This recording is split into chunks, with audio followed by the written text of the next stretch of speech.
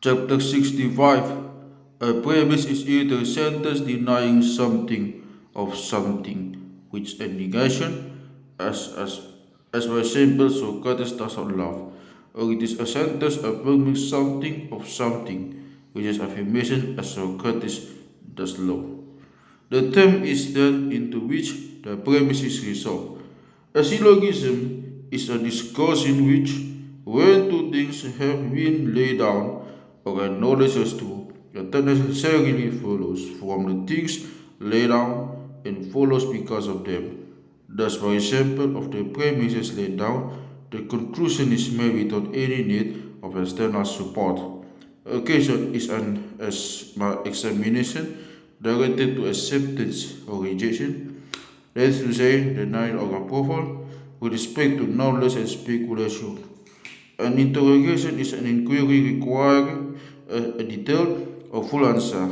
Now, the inquiry differs from the interrogation in that the answer to it is sought, that is to say, is given in a few words, whereas the answer to the interrogation is long and requires many words. That which is in the form of question and answer is said to be in dialogue form. An objection is that which, from the very beginning, asserts their section, while antiparastasis accepts their section as true, but shows how it has no bearing for the how it has no bearing on the matter at hand. A lemma is that which has been taken from granted for the purpose of proving something. A heresy is a persuasion or opinion held by several persons in agreement with each other but at variance with others. A common opinion is one acknowledged by everyone, as for example, that the sun exists. A truth is an unusual assumption made by some person who is distinguished for his wisdom, or in other words, it is an extraordinary theory like that of Parmenides, who held that being is one, or that of Heraclitus, who held that all things are in motion. That is common, which observed is several, or predicated of several. There are four ways in which a thing is said to be common, either as that which is divisible into parts, as land is parcel out, or as or as that which is indivisible but is used in common, as oneself or one horse belonging to two masters, and now carrying out the orders of one and now those of the other. 3. Or as that which becomes private by reservation, but reverts again to the common use, as a seat at the theater or a place at the baths. Finally, as to that which is indivisible, yet proposed to the same common consideration as the voice of the herald.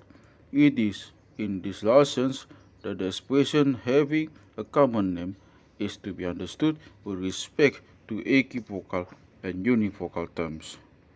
That is, of itself which does not belong accidentally to something, but primarily and essentially as does the rational to man. And that is universal, which unifies several individual things, as do the terms man, animal, and substance. This accidental which may or may not exist in something, as sickness or health in a man. The term to make is used in connection with the creative arts when the thing doesn't endure, as in the case of carpentry and the like. Thus, after the process of making, the curse remains. On the other hand, the term to do is used in cases where the work does not endure, that is to say, where the result of the work does not endure, as in the case of flute playing and dance. Speculation is that which we call thing, the practice of astronomy and geometry, and so on. Correct speech exhibits two kinds of excogitation, epinia. Thus, there is that which is, as it were, a certain extra thinking out and consideration by which the general concept and analyzed knowledge of things are unfolded and made fully clear. Such is the case when that which to the senses appears simple is by careful investigation discovered to be manifold and varied. Man, for example, appears to be simple, but by excogitation he is discovered to be twofold, made up of a body and a soul.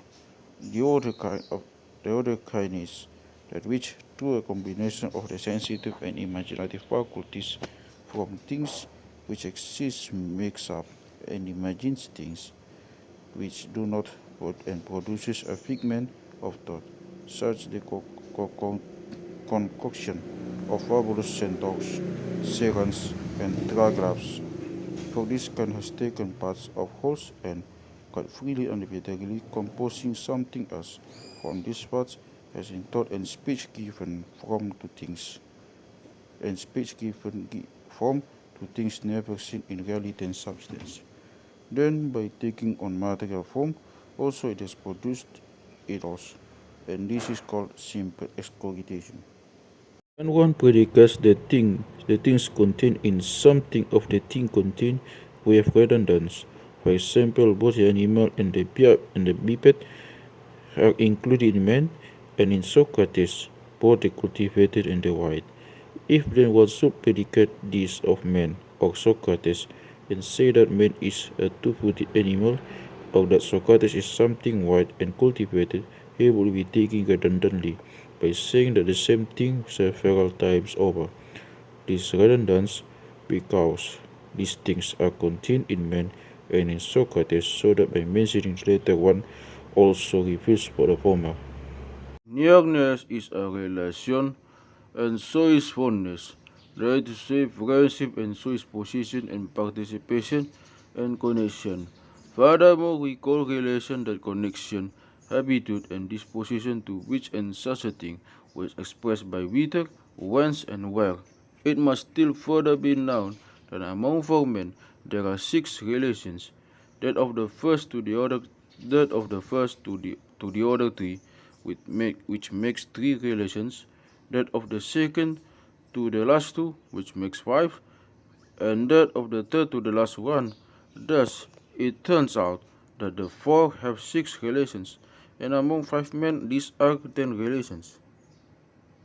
A union is brought about in various ways. Thus, it may be by mixture, as in the case of several kinds of flour being put together and mixed, or it may be by welding, as with copper and lead, or by joining, as with stones and wood, or by fusion, as with molten materials or wax, pitch, and the like, and as with molten metals like gold and silver and such, or by mingling, as with liquids such as wine and water, or wine or, and honey. It may be by coalescence, as in the case of things which have been separated and then put back together again, for example, a brain taken from a fire and then put back. Union by composition is the mutual association together of the parts without detriment to any of them, as in the case of the soul and the body. This is what some have called a blending together, that is to say, a knitting together.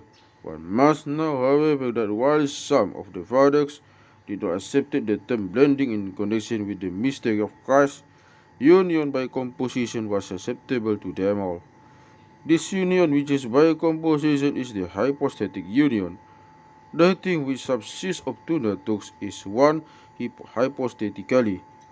Then again, that is one hypostatically which is perceived to be of two things by the one person. Still again, the union is hypostatic when the nature joins with another hypostasis. Blending is an opposition of bodies and a mutual combination of qualities.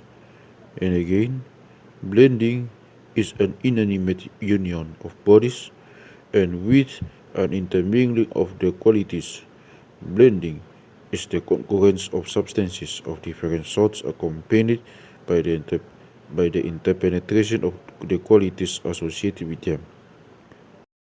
That which is by opposition is also a union, and it is like that which is by joining. Again, a union is apparent when one assumes the appearance of another and in his turn professes the statements of this other about himself. A union may also be relative, as is that of a friend to a friend, and the stories stored up still other kinds of unions, such as those according to dignity and equality in honor and identity of will and good pleasure and the bearing of the same name. It must further be known that in the hypostatic union, the spiritual things are united to those things which can receive them, as are those which are corruptible. Once united, they remain unconfused, incorruptible, and unchangeable like things in juxtaposition, for such is the nature of spiritual things.